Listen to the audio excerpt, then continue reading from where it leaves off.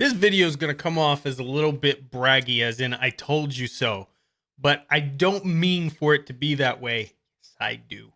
In any case, in my hands is the Ryzen 9 3900X. I've been telling people, screaming from the mountaintops, that AMD is the horse to back. I've been in tech since I was 12 years old, ran a computer business with my father where we built and sold computers there and wrote software. And I've been building computers and had a passion and love for hardware ever since then. This is what I love. Things that push the industry forward. This is more than just a CPU that beats out the competition out there. This is innovation that pushes the industry forward. To me, it's like if you ask me, would I rather have a Saline or Bugatti that's faster than the Tesla or have the Tesla? Well, I want the Tesla because the Tesla pushed the boundaries. It upset the industry. It is fully electric when people were saying, oh, we can't go fully electric. All the big car companies with billions of dollars, we can't do it. It's too hard. It's too expensive. We couldn't keep the cost down for the consumers. You wouldn't get enough miles out of it. And then boom, Tesla comes in and proves all of that wrong. AMD's in the same boat. If you look back in my videos, there was a time where I couldn't recommend AMD if I wanted to. The chips got hot. They weren't fast. They were cheap. You were paying as much for electricity to run the CPU that you were saving. But everything changed with the Ryzen line when it came out. In fact, everything started changing at AMD when Lisa Su came on board. Somebody who is not just a suit that went to business management school, but a bona fide electrical engineer that worked for companies like Texas Instruments, worked for companies like IBM and Freescale, and then came to AMD to bring that innovation culture forward. In fact, in her own words, AMD is at our best when we are taking bold, calculated risks and aggressively pursuing the leading edge technologies that change the world. So while a lot of people on the Destination Linux podcast and others laugh at the fact that they call me an AMD fanboy, it actually couldn't be further from the truth. No more than I'm a Linux fanboy. Don't mind the shirt. I'm not a fanboy of things because I'm going to be here forever with AMD. The moment somebody comes out with true innovation that surpasses them, I'll be a fan of them. Same with Linux. If somebody came up with a private operating system that was as secure as Linux and ran as fast and efficient as Linux, then I would move to that operating system. And yes, I'd have to get rid of a whole lot of shirts, but that's just the matter of fact. I am a technologist first, and I'm interested in brands and things like that second. But what I like, and the reason why I started backing AMD and I started talking about AMD, getting on my channel again, Intel, Nvidia, now we're on AMD, is because they were the ones that I saw pushing the industry forward. They were taking very bold risks that nobody else was taking. Everyone else was doing iterative upgrades on 14 nanometer technology that's been around forever. And then AMD comes out and drops the 7 nanometer GPU. I had to be the first to hold that in my hand. First 7 nanometer consumer gaming GPU in there. And that's what I have in my machine today. And then the Ryzen 9 3900X comes out, and we still have the 3950X, which will be coming out in September. This has 12 cores and 24 threads built into this beautiful CPU. I'm going to show you some benchmarks and things, but I don't put a whole lot of weight into benchmarks. And in fact, one of the issues that I have is the reason why Intel grew and was able to start charging $1,900 plus for the equivalent CPUs. When I say equivalent, this pretty much is, and I'll show you, beating everything on the market in that $1,500 to $1,900 range. But the reason they were putting CPUs out there like that is because of the fact there really wasn't any competition, and every YouTuber and every technology person, so-called, was just repeating like a parrot everything that they heard. Like, AMD's hot, so it must always be hot. AMD's no good, so it must always be no good. Linux is difficult, so it must always be difficult. But you're not going to get that on this channel. This channel is about innovation and pushing forward, and that's what the Ryzen 9 3900X brings to the table. That's why it was so important for me to budget for this so that I could hold it in my hand and be one of the first to have it, because it's not just about being the fastest.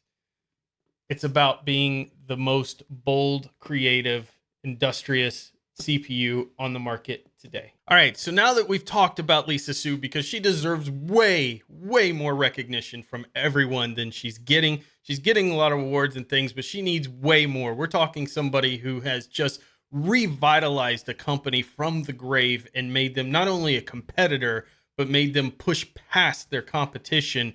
And they were fighting on two fronts. They're fighting NVIDIA on the GPU front and Intel on the CPU front. And I like Intel a lot and still do to this day, but there was so little competition and so many parrots repeating Intel, Intel, Intel that nobody was looking at AMD. And I'm telling you, it's time to go to AMD. And I've been telling you that for well over a year now. So start listening. In any case, here is AMD Ryzen 3900X breakdown, 12 core, 24 thread, 3.8 gigahertz base clock, max boost of 4.6, 6 megabytes of L2 cache, total L3 cache at 64 megabytes. Boom!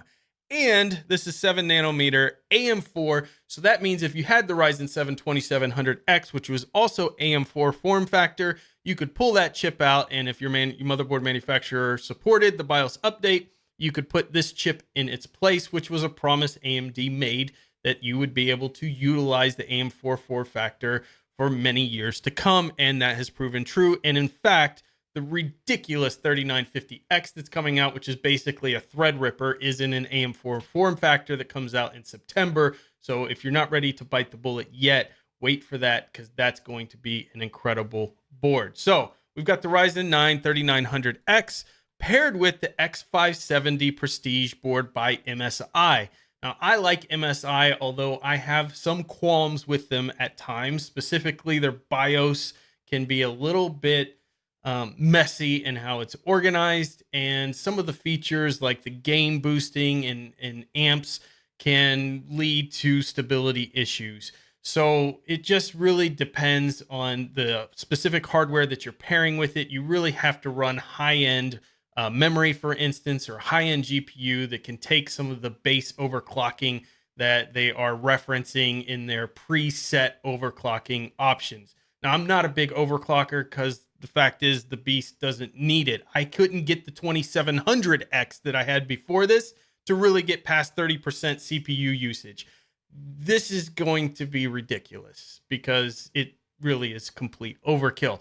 Paired with the Radeon 7, it's just insane overkill at this point. I did not go with the new 5700 XT that's out there. That's their new GPU. The Radeon 7 has been discontinued. The reason why is the Radeon 7's faster, number one, and it was the first 7 nanometer GPU in a consumer's hands, so it holds a special place in my heart, and I'm going to keep that card until something better comes out. And I absolutely love that card, but it is complete overkill, and it makes sense why they went with the 5700 XT, which is like $399, and stopped the Radeon 7 because there's only about a 15 to 20% difference in performance between them. And let's be honest with each other, nothing is even really pushing the RX 590s or 580s to their max. You're getting fantastic results. You're able to play any of the games out there, run your 4K. It doesn't matter. So really, these cards are enthusiast cards, complete overkill when you're in the Radeon 7 range anyways, or the NVIDIA 2080 Ti's and all of this. They're just really, they're enthusiast cards, and that's it. Looking at this board, though, the thing that makes the X570 form factor so amazing is the PCIe or the PCI Express 4 technology in here. Basically, this doubles the bandwidth, and things like the Radeon 7 or the 2080 from NVIDIA are basically being throttled back by not having enough bandwidth to get all of the information that they need to transfer. That's the easy way to break down the difference between PCI Express 3 and 4. Now, Intel's out there quoted as saying that, oh, there's no need for PCIe 4. I can tell you, and you're going to see in some of these results, yes, the CPU helps some, but a lot of this stuff that I'm going to show you, like gaming, is heavily reliant, and depending on the game, on the GPU, and I'm getting 50, 60 plus frames per second more than I was getting before, and I believe that's because of the PCIe 4.0. So PCIe 3.0, you had 1 gigabyte a second per lane and 16 gigabytes a second on an X16 slot. On the 4.0, you get 2 gigabytes. So we're doubling per lane, and 32 gigabytes on the X16 slot. So you have a much bigger bus lane, double the bandwidth, and the cards are not being held back by the lack of bandwidth, if you think about it like a highway, that they were before. And that's why I think the performance has kicked up tremendously with my Radeon 7 and in gaming. And gaming, even with Proton on non-native Linux games, just getting insane jaw-dropping results, which I'll show you. The other thing that the 4.0 is going to bring, of course, with that bandwidth is the NVMe M2 drives that are 4.0 Express, going to go into the 4.0 Express. So they are going to be able to transfer, read, write information faster than they ever were before. So these cards are pretty expensive, these new NVMe's out there. Corsair has one.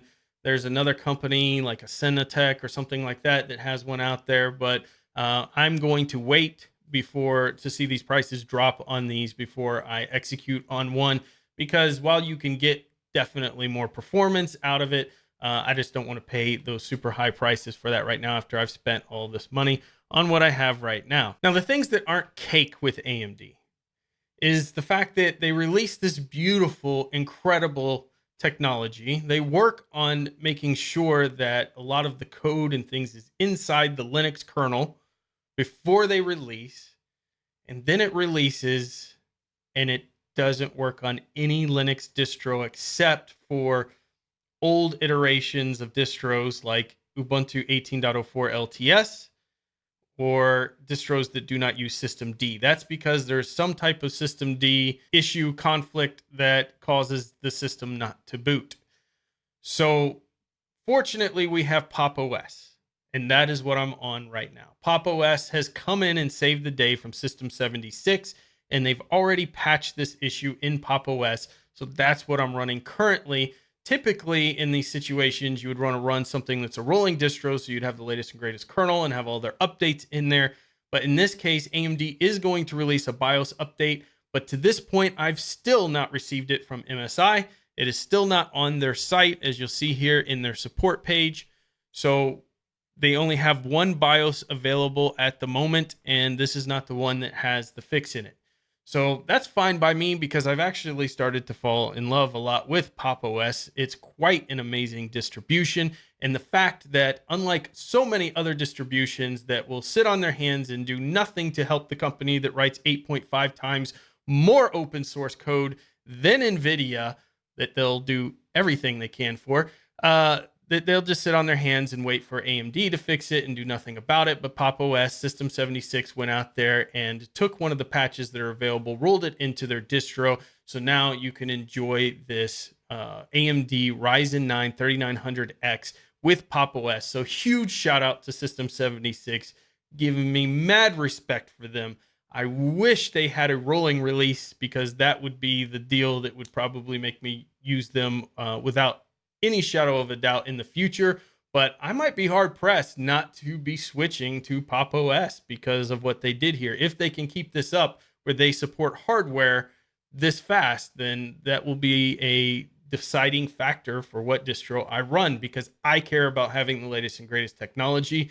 I don't care what a distro is doing with Microsoft and WSL, or what a distro is doing with NVIDIA and their proprietary drivers tomorrow. So that's where my push is. That's why this horse is the horse that I'm backing with AMD, and why I think System 76 did an incredible thing here, and really appreciate the work that they did. But this does not excuse the sloppy thing that AMD did, which was basically release the CPU when it was only tested in 18.04 LTS, which is a shame. I have reached out to them on their forums. I have tweeted to them to tell them, hey, the open source community is here. We would love to help test. There are many developers out there of distros who would love to partner with AMD, like OpenSUSE.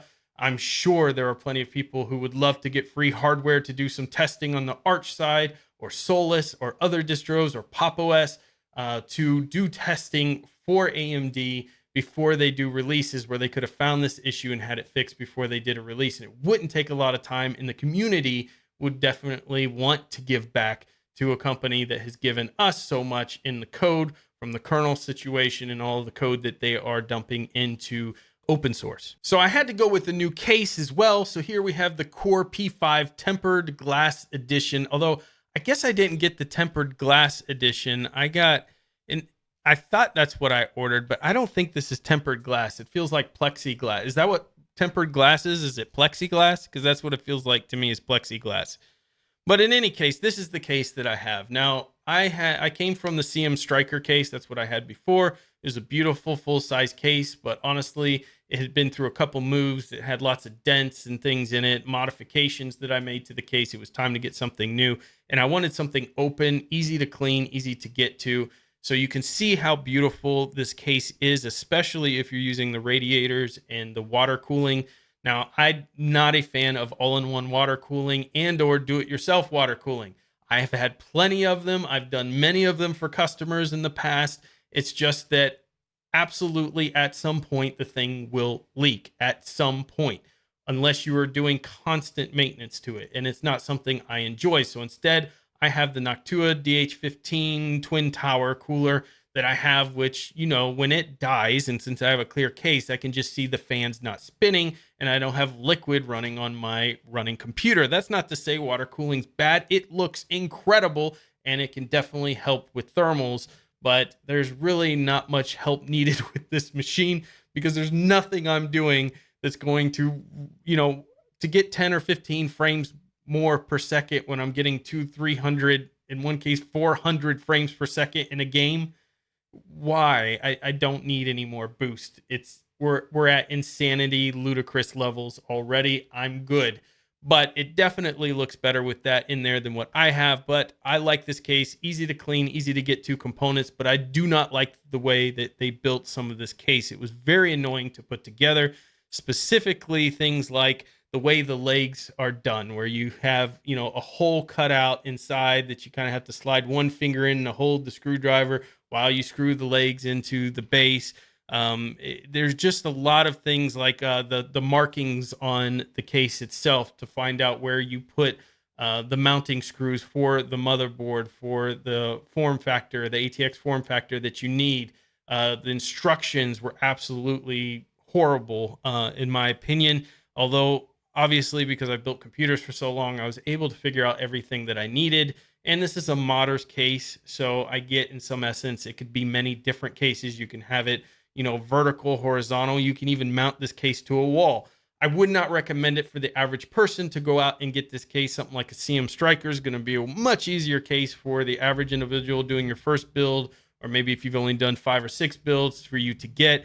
This case to me was a little more complex. Not that you couldn't figure it out, but you got to have patience, because it, to me, even somebody who's worked on computers my whole life, it was a little bit of insanity, the way that they had things set up. But all in all, it's together, everything's working, and it has some good options for cord management. But I think everything is really built around this case to be water cooled, and that's not what I was using it for.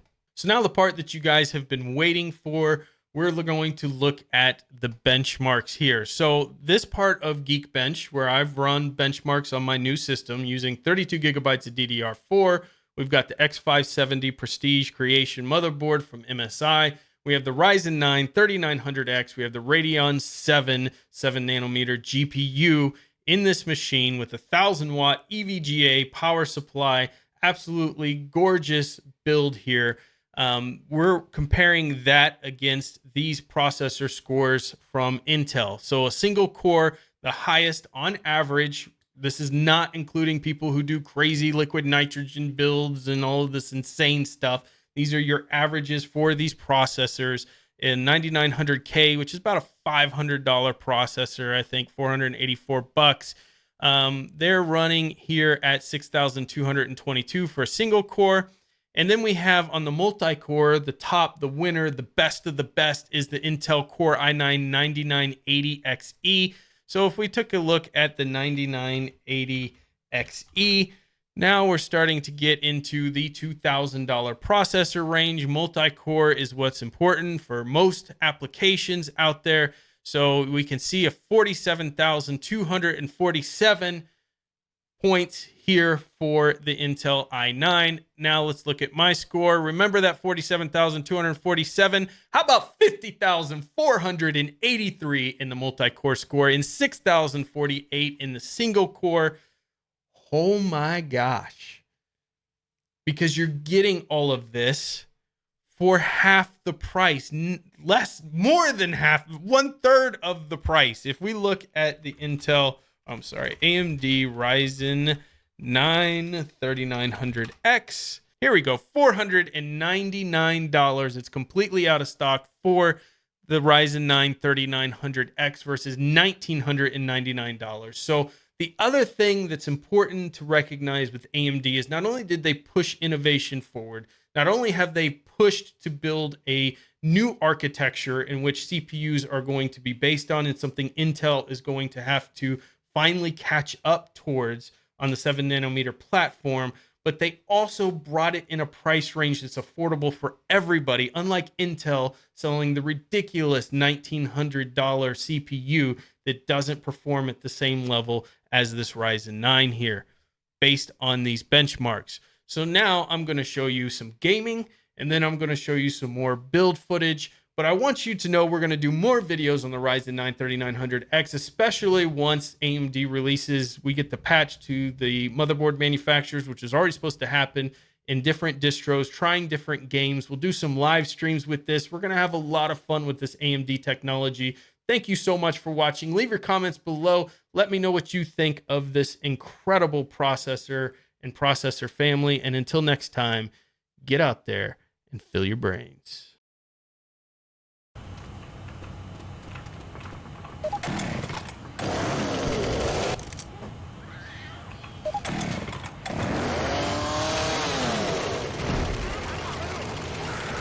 Weapons over here!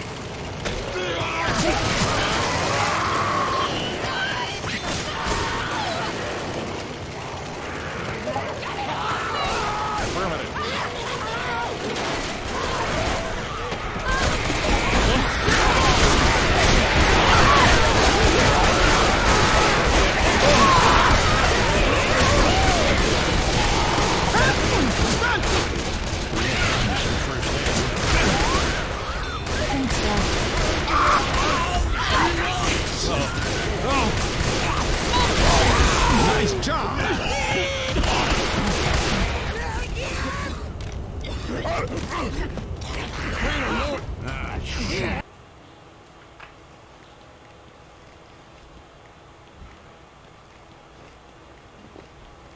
I don't think this tower malfunction is from storm damage. I need to set up a crime scene and find out what happened. I should start by identifying the victim. I should investigate this crime scene before going any further.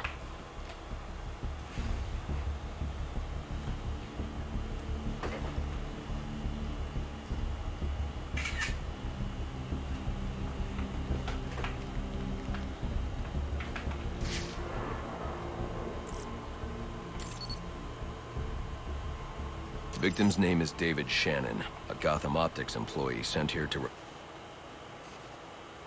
repair a faulty network tower. But what killed him? Scanning the DNA impact on the wall should provide an answer.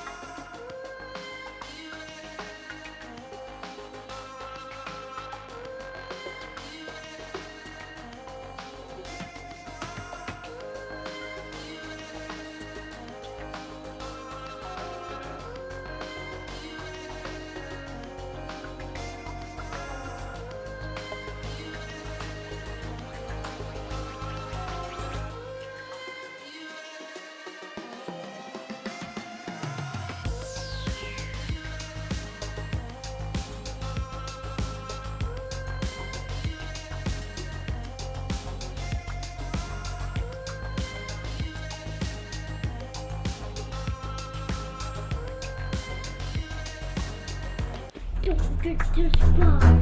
Does that